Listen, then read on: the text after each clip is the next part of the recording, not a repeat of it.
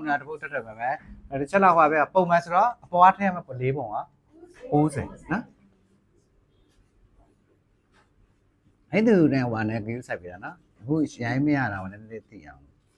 90သူက1 step ရဆို90ပြီးတော့60ပြီးတော့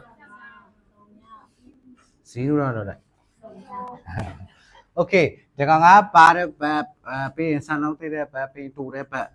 ဒီကထူတဲ့ဘက်ရှည်တဲ့ဘက်ပြီးရင်ဆန်လုံးကြီးတဲ့ဘက်ဒါမျိုးโอเคအဲ့ဒါဒါလည်းပြီးသွားပြီစပင်းတူတယ်ဆိုတော့သူကဟိုဘက်အုပ်ဆိုတာဒီဘက်အုပ်ဆိုတာ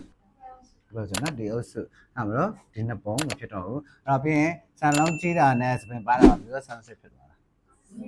စပင်းပါတာဆန်စစ်ဖြစ်သွားတော့အဲ့ဒါကိုကျွန်တော်တို့ဒီပုံစံကိုရွေးတယ်ဆိုโอเคအဲ့ဒီပုံဆိုတော့090အဲ့ဒါပါလာတဲ့ step ပြန်ကြည့်ကြမယ်အဲ့ဒါနံပါတ်5အဲ့ဒါပါလာတဲ့ step ကသူက60 90 step ကိုညှက်ထားတာပေါ့အဲ့တော့အဲ့ဒါကိုပြောရမှာကအောက်စပင်တူမှာလားပေါ်စပင်တူမှာလားအဲ့ဒါ step မြင့်တယ်ကိုကနှိပ်တယ်အောက်စပင်တူမယ်လို့ပြောရမယ်တူတဲ့ပမာဏတော့ပြောလို့ရတယ်ဒီကောင်ကလက်၄လုံးဒီကောင်ကလက်2လုံး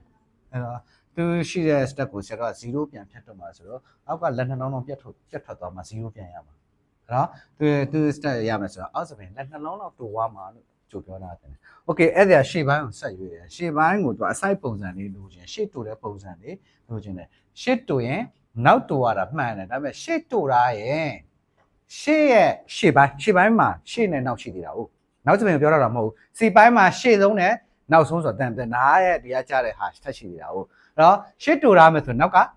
ရှေ့ထားမှာအဲ့တော့ဒီပေါ်မှာညက်တဲ့စပင်ကလည်းရှေ့ထားတဲ့ပုံစံပြန်ဖြစ်သွားတယ်ရှေ့တူရင် B တူရင် C တူတယ် B ရှေ့ရင် C ရှေ့တယ်ဆိုတဲ့သဘောရှိသေးတာဟုတ်ဒီမှာနောက်တက်သွားတယ်ဒီမှာအဲ့တဲ့စပင်ရှေ့ကိုဆရာတော့မမြင်ရအောင်ဥပမာအဲ့တဲ့စပင်ရှေ့ကို2ပေလောက်ရှိတဲ့စပင်လို့မှန်လိုက်မယ်ဆိုတော့ကျင်းနေတဲ့60 90နဲ့ကတော့တော့ကြံနေမှာဒါပေမဲ့အဲ့တဲ့စပင်ကတူတယ်လို့သူကဥပမာပေးတာတော့ပခုံးလောက်ပဲရှိရမယ်ပခုံးလောက်ကို60 90 stretch ညှက်လိုက်တာငကိုစပင်အားထက်လဲလက်နှလုံးရော့ BS စပင်ကတလောက်ရှိနေ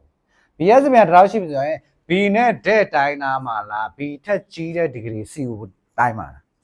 ကြီးတဲ့ degree အဲ့တော့ B က90ဆိုတော့ C ကို135ထိသွားလို့ရတယ်ဒါပေမဲ့90ထက်ကြီးတာမရှိသေးတာဂျားထဲမှာရှိသေးတယ်လေ120ဒါ135 horizontal ပုံစံနဲ့ညှက်ရင်120ပုံစံထွက်နိုင်မယ်120နဲ့သွားလို့ရတယ်အဲ့တော့အဲ့2ဆင့်တော့ကျော်သွားလို့ရတယ်ပုံမှန်တော့1ဆင့်ပဲကောင်းတယ်ဆရာကြိုက်ဆုံးဆိုရင်ဟို120ညှက်မှာ120ညှက်မယ်ဆိုရင် तू ကနောက်စပယ်ကတလားလောက်ရှိမယ်ဆိုရင်ရှေ့စပယ်ကတော့တလားလောက်ပြန်ဖြစ်လာတဲ့ပုံစံတော့ရှိတယ်။သူနှစ်ကိုစပယ်တလားရှိတာဟုတ်။ရှေ့ကိုမဖြတ်ရသေးဘူးအဲ့တော့။နောက်ကိုဖြတ်လို့တာတို့ပတ်တက်လာတာ။အပေါ်ဆုံး step ကတက်သွားနောက် step ကတော့ကျန်သေးတယ်လေ။အော် A ပိုင်းက step ကတော့ကျန်ခဲ့ပါလေ။ B ပိုင်း step ကတော့ပခုံးပေါ်တက်သွားတယ်။အဲ့ဒါရှေ့တဲ့တိုင်းပဲဆိုဒီနာရမှာဆိုတော့မကြိုက်ဘူး။ဒီနေရာလေးရှိတာကိုရှေ့ထပ်တူမယ်ဆိုမေးဖို့တက်တော့မှာလေ။ဒီနေရာလေးရပါရင်ရှေ့ထပ်တူမယ်ဆိုမေးဖို့တက်တော့မှာလေ။အပြက်မြိုင်ကြီးလှုပ်ထားတယ်မလှအောင်လေ။အဲ့လိုကြိုးစင်းစားတာ။ပြီးရင်တိုတဲ့ပုံတွေကရှေ့တိုတဲ့ပုံညှက်လို့သိမကောင်းဘူး။စပယ်ဆလာတဲ့ပခုံးလောက်ရှိတယ်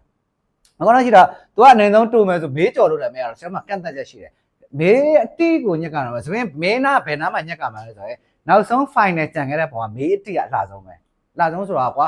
အနေဆုံးထားခဲ့ရမယ်အတူပေါ့အဲ့ဒါအဲ့တော့ကြံခဲ့တာတော့ကြံခဲ့ဆို bro line ဆွဲမယ်ဒါပုံသွင်းမယ်ဆိုရင် तू ကငကိုဘယ်လောက်ရှိတာမှာ